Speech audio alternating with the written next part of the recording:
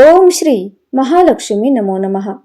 भगवान विष्णूच्या 10 अवतारांपैकी एक अवतार होता भगवान श्रीकृष्णांचा. असं मानलं जातं की भगवान श्रीकृष्ण भगवान विष्णूंचा पूर्ण अवतार होते आणि पृथ्वीवर अधर्माचा नाश करण्यासाठी प्रकट झाले होते. तुम्हाला माहीत आहे का, भगवान श्रीकृष्णांचा मृत्यू कसा झाला होता? कोणी भगवान श्रीकृष्णांचं अंतिम संस्कार केलं होतं आणि अंतिम संस्कारामध्ये भगवान श्रीकृष्णांचं कोणतं अंग असं होतं जे जळालं नव्हतं आणि ते आज सुद्धा पृथ्वीवर आहे? भगवान श्रीकृष्ण, ज्यांनी हत्यार न उचलता महाभारताच्या परिणामांना पांडवांच्या बाजूने केले होते, ज्यांनी कुरुक्षेत्र भूमीमध्ये अर्जुनाला भगवद्गीतेचा उपदेश दिला होता. कलियुगामध्ये त्याला वाचल्यानंतरच माणसाचा उद्धार शक्य आहे. महाभारत युद्धामध्ये राजा धृतराष्ट्र आणि गांधारीचे दुर्योधनासहित 100 मुलं लढता लढता मृत्यू पावले होते आणि कौरव वंशाचा नाश झाला होता. युद्ध संपल्यानंतर गांधारी त्यांच्या 100 मृत्यू पावलेल्या मुलांना पाहून विलाप करत होती. भगवान श्रीकृष्ण त्या दुःखाच्या वेळी गांधारीच्या समोर गेले. गांधारी श्रीकृष्णांना पाहून खूप क्रोधित झाली आणि म्हणाली की माझ्या मुलांच्या मृत्यूचे कारण तुम्हीच आहात. जर तुमची इच्छा असती तर हे युद्ध टळले असते, पण तुम्ही असे केले नाही. तुमच्या या कामाला मी कधीही माफ करणार नाही. आणि गांधारीने भगवान श्रीकृष्णांना शाप दिला की जर मी मनापासून भगवान विष्णूंची आराधना केली असेल तर आणि माझा पतिधर्म पूर्ण रूपाने निभावला असेल तर जसा माझ्या वंशाचा एकमेकांमध्ये लढून नाश झाला, तसाच तुमच्या वंशाचा नाश एकमेकांबरोबर लढत लढत होईल आणि द्वारका नगरी तुमच्या समोर समुद्रामध्ये बुडून नष्ट होईल. भगवान श्रीकृष्णांना हे माहीत होते की त्यांची जाण्याची वेळ जवळ आली आहे. मग त्यांनी गांधारीला नमस्कार करून ते द्वारकेला आले. गांधारी भगवान नारायणाची भक्त होती, तर आपल्या भक्ताच्या तोंडातून निघालेल्या शापाला पूर्ण करण्यासाठी भगवान श्रीकृष्णाने यदुवंशाची बुद्धी भ्रष्ट केली.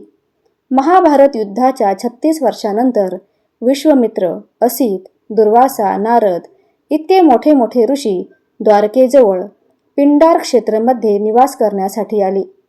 एक दिवस काही आगाव यदुवंशी कुमार त्यांच्याजवळ खेळता खेळता गेले आणि सापाला गर्भवती स्त्रीच्या रूपात सजवून घेऊन गेले आणि म्हणू लागले की हे ऋषीगण, तुमच्या सगळ्यांचे ज्ञान अमोघ आणि आघात आहे. हिला पुत्रप्राप्तीची खूप लालसा आहे. तेव्हा कृपया तुम्ही हे सांगण्याचे कष्ट करा की हिच्या पोटामध्ये मुलगा आहे की मुलगी आहे. ऋषीगण महाज्ञानी होते आणि त्या मुलांच्या मनातील इच्छा जाणून क्रोधित होऊन म्हणाले, हे मूर्ख मुलांनो, तुम्ही केलेले हे कर्म माफ करण्यासारखे नाही. सापाला जे तुम्ही बनावटी गर्भवती स्त्री बनवून आणले आहे, आता हिच्या गर्भातून एक असे मुसळ जन्माला येईल जे तुमच्या संपूर्ण कुळाचा नाश करेल.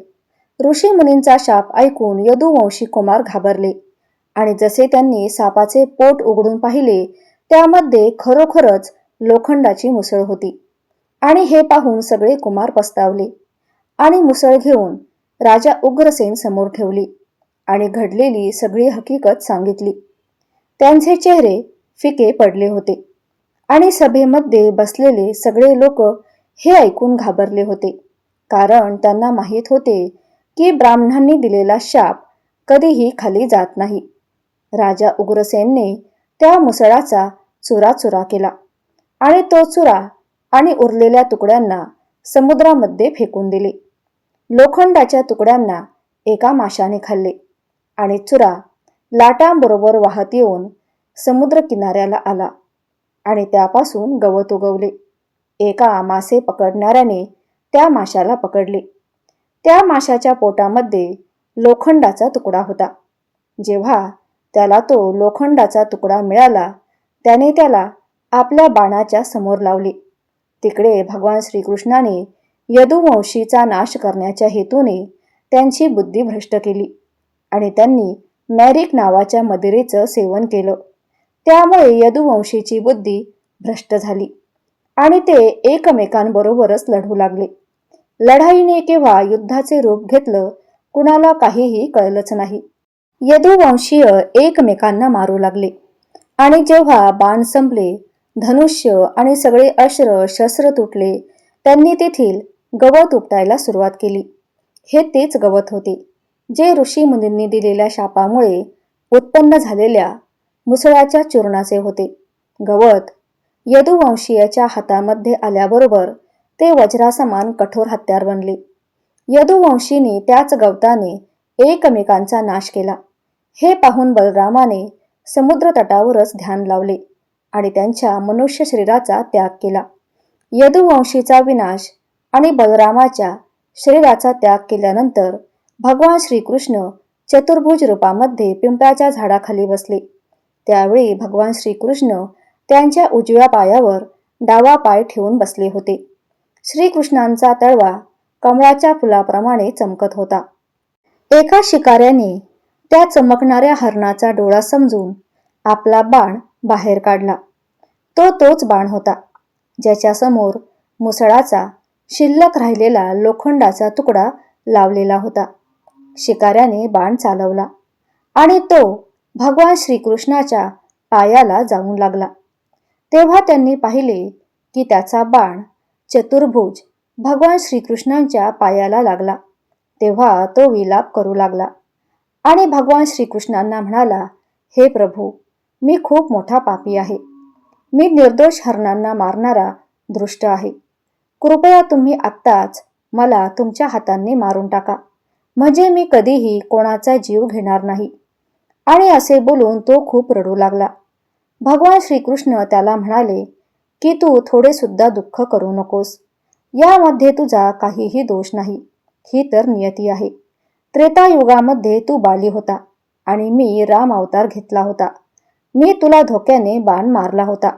त्यामुळे या जन्मामध्ये तुझा बाण मला धोक्यामुळे लागला.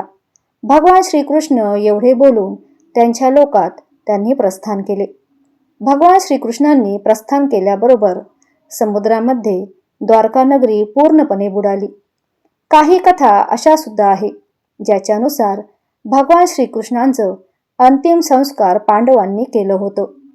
पण भागवत महापुराणानुसार अशी कोणतीही कथा नाही.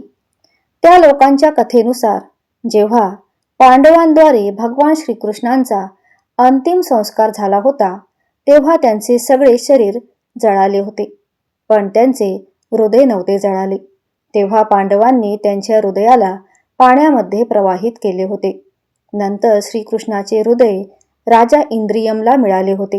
राजा भगवान नाथांचे परम भक्त होते.